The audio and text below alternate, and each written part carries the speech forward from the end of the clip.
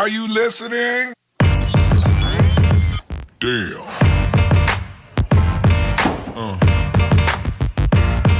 Yeah. Yeah.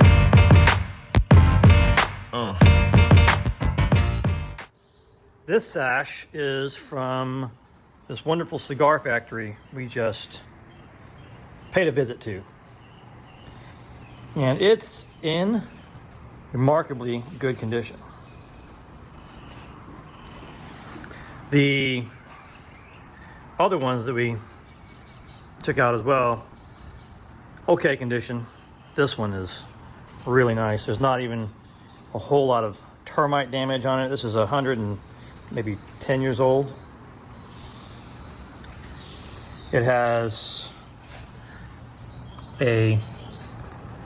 it's called a thumbnail or an ovalo profile. On the profiles, the Muntins styles, it's got a lot of weather on there. Remarkably, it's in good condition. Here's something that I'm seeing here. This discoloration, things like that. I'm thinking that what's happened is water's come in from the outside and has washed the stain away over the years. I think these might have been shellacked, and maybe the color is from an amber shellac here, but that's what you see here is the result, I think, of the combination of water and heat. And when water gets in, the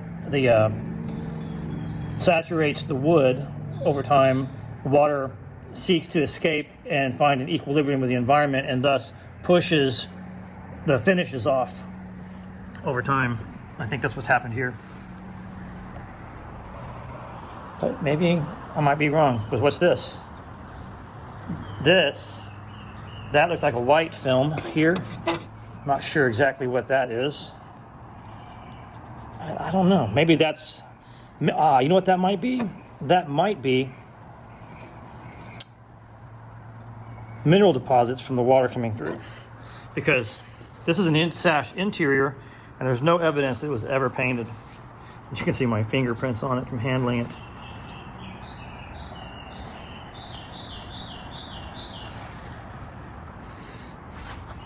So I'm thinking those are mineral deposits, perhaps.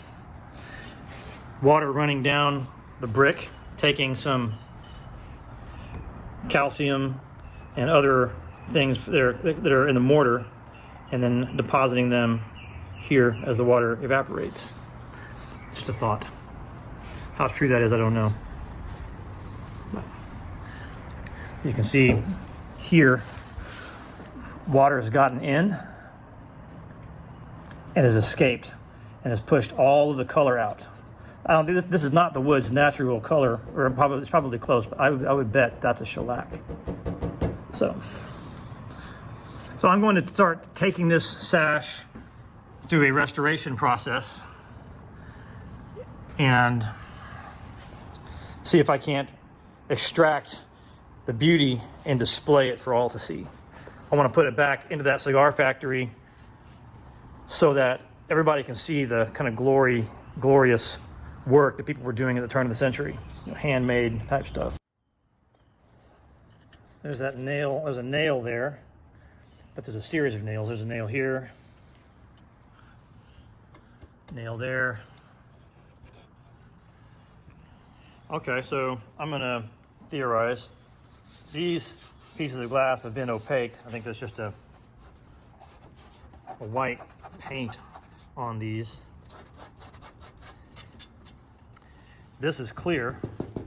This piece here is not original. You can tell, look at the reflection of the light in there. See when I move the camera, there's no distortion in that light right there. All right, let's see if we can get a reflection in these other ones. I don't think so. But these here are more more than likely originals. This one was replaced, and this is opaque, right? So this one's not. So I am suggesting that these nails were a cover over the windows, and then the cover has since fallen off. So there's a lock on the window that is typical, just standard lock. There's nothing special about it, but it is high quality steel. So it is steel here. It's got a little rust on it. It's really nice. So well, let me turn this guy over. Can I turn this guy over? All right. So here is the outside of the Sash. And interestingly enough, it's got wood glazing on it. And the wood glazing is still intact. But I don't think that the wood glazing is original. Oh, okay, here's something.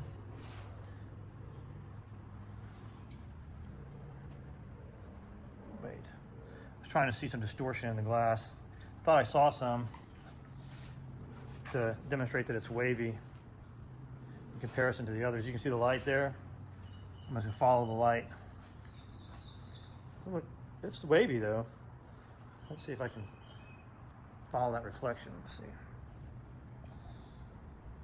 Oh, it's got some wave to it. Oh, see that? Look at the light. There's some wave there.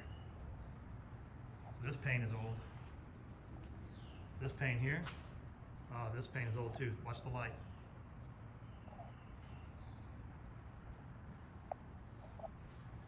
Same thing here. Let's see if I can.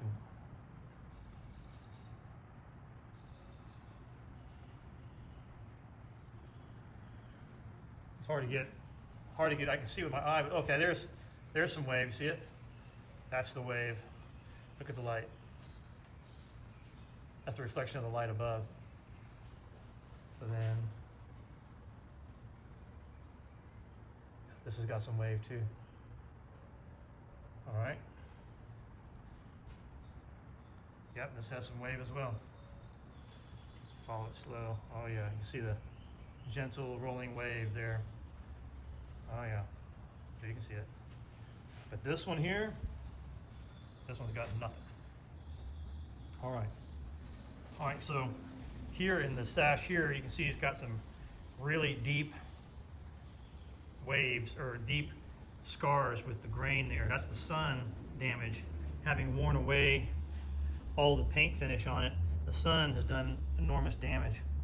This part that's white here, that's the part that was in the track of the window. So the sun never hit it, therefore the paint is still there. This is the top Sash here. Okay, so this is the meeting rail that would be in the middle of the window. Okay, this is one of the most exposed parts. Down at the bottom, you can see the paint still intact. That part didn't see the sun. Okay.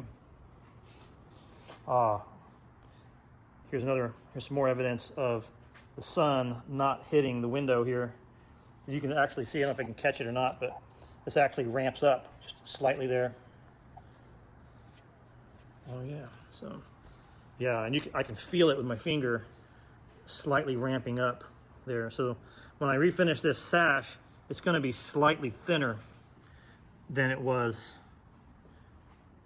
Here's thick again here where the paint is still intact. See all this sun damage? The sun wears away about 1/4 inch of wood per century. So this hasn't been exposed for an entire century, but maybe 25 years of sun damage here. I'm just estimating. So one of the things I'm not going to do on this is hit it with an orbital sander. I'm going to use a sanding block. A sanding block like this one with some, this has probably got 100 grit on it right now. I'm going to rub it gently like that.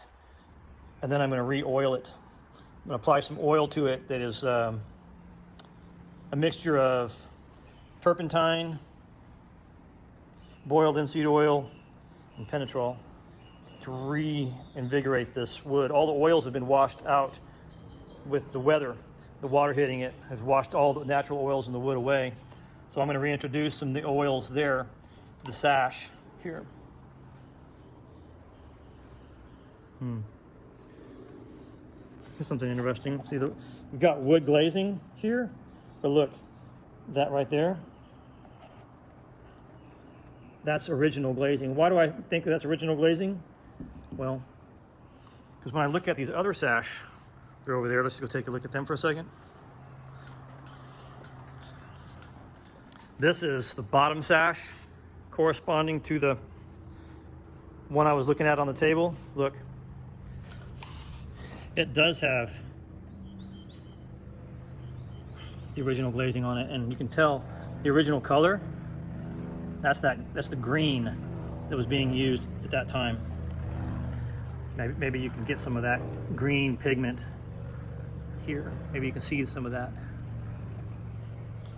That's the original glazing that has, I guess when it fell out, originally they put the wood glazing back on. Here's a piece of wood glazing on top of the original glazing.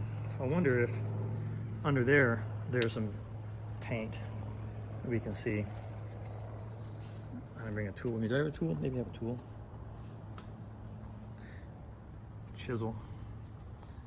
Lift that up a little. The wood glazing broke. Yeah, okay. So now you can see the green in there. So we're probably going to go back with the green on the outside here and stain the interior with just an amber shellac. That's what I'm going to go for. See how that turns out. This one's got a lot of termite damage. I'm not sure how this one's going to turn out, but we'll see. Right. Lots of termite damage. See it?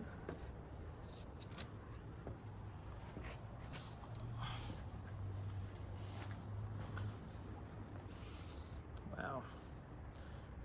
But here's the other side of that lock. Just want to show you that. Still in really good condition. Should clean up really nicely. Maybe you can find some more of these. But we'll see. Oh man, okay, look. Something here. Let me push this sash out of the way. That right there, that's some green, huh? You can see the green. That's part of the outside of the sash there, of the top sash. So, I guess you got some right there too. You can see some of the green pigment there. Cool. All right.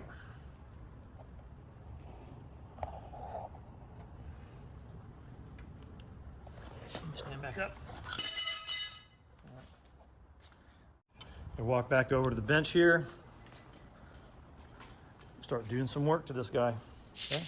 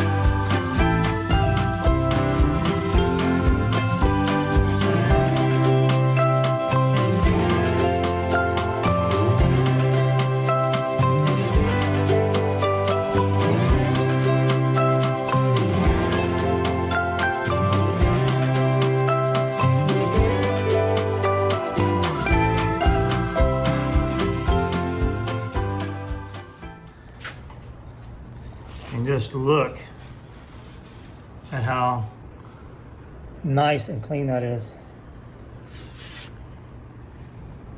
I mean, it's almost just like it was when it was first made. I worked really hard to maintain the profile all the way throughout. And I think it was just really, really dirty. So one way to characterize what we did was just give it like a facial, right? You've got all this dead skin that was on it, and we just took, you know, gentle tools like this 150 sandpaper and gently scrubbed away the dead skin, really, the sunburned skin, and revealed the glowing wood underneath. It's just so nice. I mean, you can see like all of this dust that we took off, that's like all the dead skin, you know, like sunburn. And man, so now we can take and we can put the oil mixture on here, which is a mixture of turpentine, boiled linseed oil, and penetrol. I've got those over here on the shelf here. Let's see what I got. Oh. Boiled linseed oil, penetrol, and turpentine. And I'll mix that all into one bucket. You know, there's 3 quarts here. It goes really nicely into a gallon. And that'll be the oil mixture that I'll refresh this wood with. You know, one of the things that the oil mixture does is it helps to, I mean, it gives the wood a drink because it's so dry, but it also helps to waterproof it and keeps the water out for a long period of time. So like I'll give it that treatment on this side, but I'll flip it over. I'll give it that same treatment over the whole thing, really saturating these glazing rabbets here where the glass will go. This is the most, these intersections are the most vulnerable to weather attack. So you really want to make sure and seal those really nice. I'm going to use the oils to do that, and it'll really make this guy shine. It'll be really beautiful. Really excited about this. So, but here's some other things that have been revealed now that we've opened it up. Look, those little pegs, little spots right there. That's where the tenon comes through. The tenon right there, and you see that same type of hole right there, and those 2 holes there. So this here is a mortise and tenon joint, okay? And that's a mortise and tenon joint. But these intermediary muntins, well, yeah, you can see, if you look, you can see how this inserts into this guy, and it's not cut around this. That means it goes inside. It's just not nailed. But these guys are nailed, okay?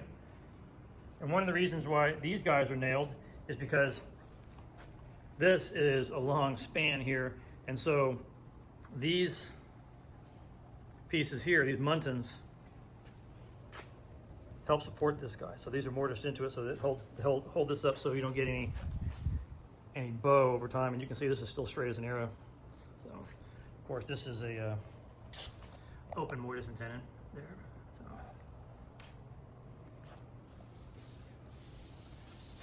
all right, so that's it for now, huh?